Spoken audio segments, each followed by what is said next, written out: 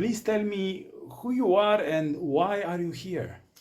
I'm 56 from the U.S. From North Carolina originally, so live in Hawaii now, so flew all the way from Hawaii here.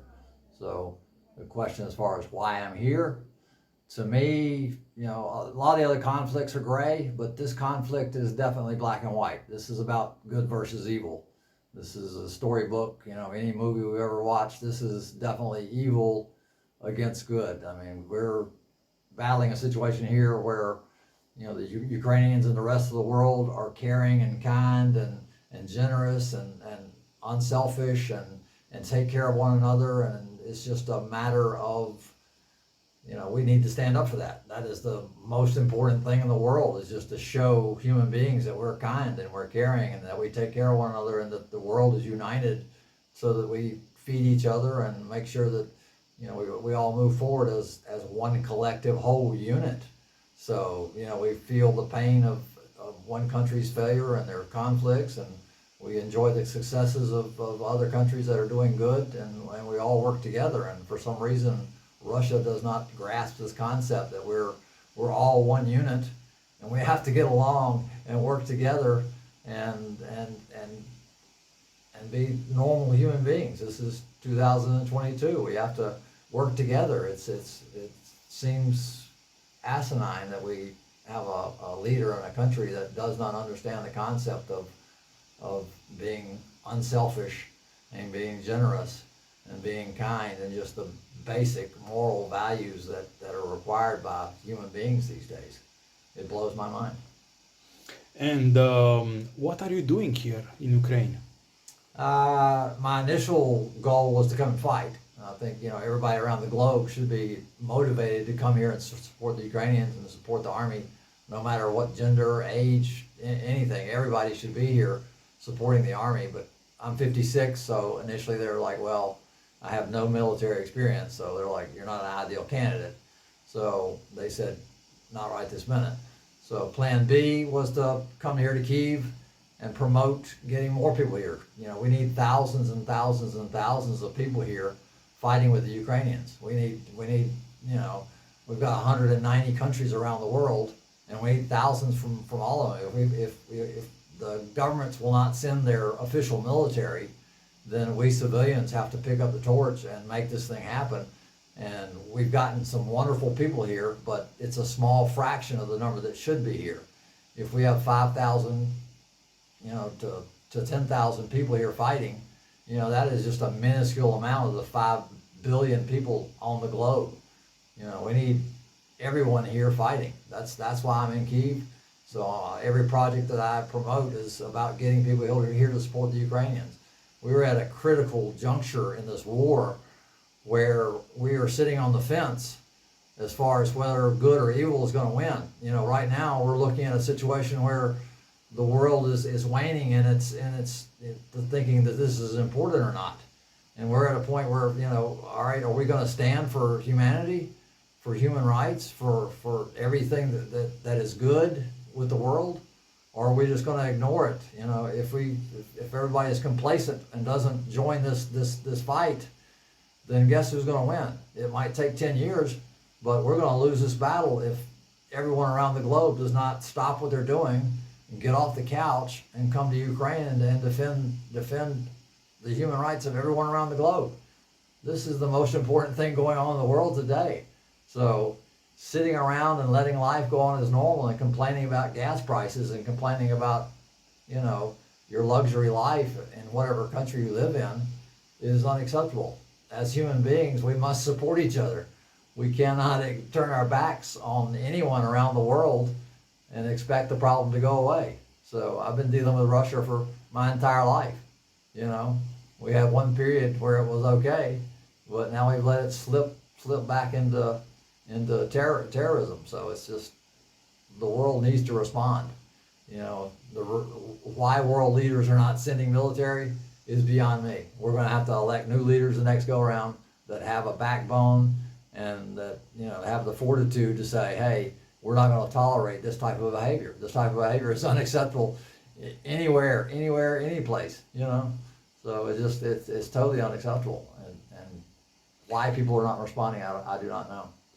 What impressed you the most since you are here? My trip to Irpin was pretty emotional. So, going and seeing the buildings that were burned and destroyed and things of that nature. I think more emotional for me is just talking to the guys that have come here. When you talk to a 20-year-old guy that sold everything he owns to come here to fight, that is heroism. He's coming here to risk his life for humanity, for the Ukrainians. Guys that sell everything they own to come here and support the Ukrainians while others sit at home and do nothing. It's totally mind-blowing how we have this divide of people that are selfless and courageous and wonderful and willing to sell everything they own to come here and support, keep people from getting killed, to shelter kids and protect Ukrainians, and others that just, want to sit at home and not. It's just, it's an indictment of our entire human society to say, hey, where do we stand? Do we stand for good, or do we just not care? I mean, does the world not care?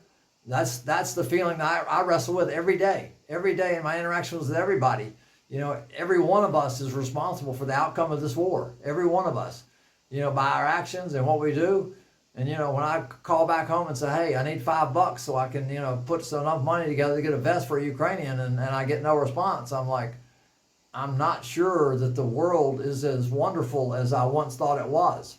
I had thought that everyone would respond, very generously and unselfishly, and you don't have to come, but if I ask for $5 to buy a vest to save a Ukrainian life, it seems like that would be a no-brainer. But I increasingly get more disappointed in humanity, and I'm beginning to question whether or not we're going to end up on the right side of this equation.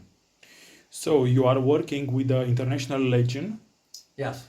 And you are trying to convince people to help, to donate, and to join. Yeah. My final question is, what would you say to the people in order to convince them to join the International Legion, or to donate for it, or to be involved in the humanitarian aid to Ukraine? Right. It's just extremely important, the whole thing. As far as joining the military, yes, if you have some military experience or know people with military experience, encouraging them to come and fight. We have units all over the place.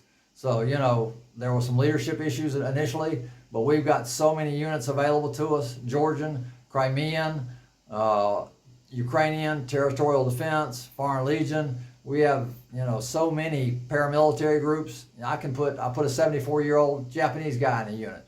So, we have girls in units. So we have two girls that are in the unit up the street. So any gender, any age, any skill level to no skill level. But yeah, if you want to fight, come here and see me, and I'll put you in a unit so you can go fight. But regardless of that, we should have thousands upon thousands of people standing here with the Ukrainians. This Maiden Square, Independence Square, we should have millions of people in this square, filling the square from every country around the world. And why we don't, I don't understand. I'm here every day with all the flags from all the supporting countries, with the memorials for the people that have died. And, I've had several people come, but just a handful, So it blows my mind that I'm standing here alone without thousands of people from every country, from Asia, from Africa, from Australia, from Canada, from everywhere in South America, every place. Europe. Europe, everywhere. We need everybody here. If you have no skills, just come. We need to be cheerleaders. Just being here and saying, hey, I support the Ukrainians, and I support human rights, and I support good and generosity and caring and kindness and altruism, and it's just we need to show the world that we care, and it's essential. If you don't do any work at all, just being here and supporting and showing them that we care for our fellow human beings, is the most important thing we can do.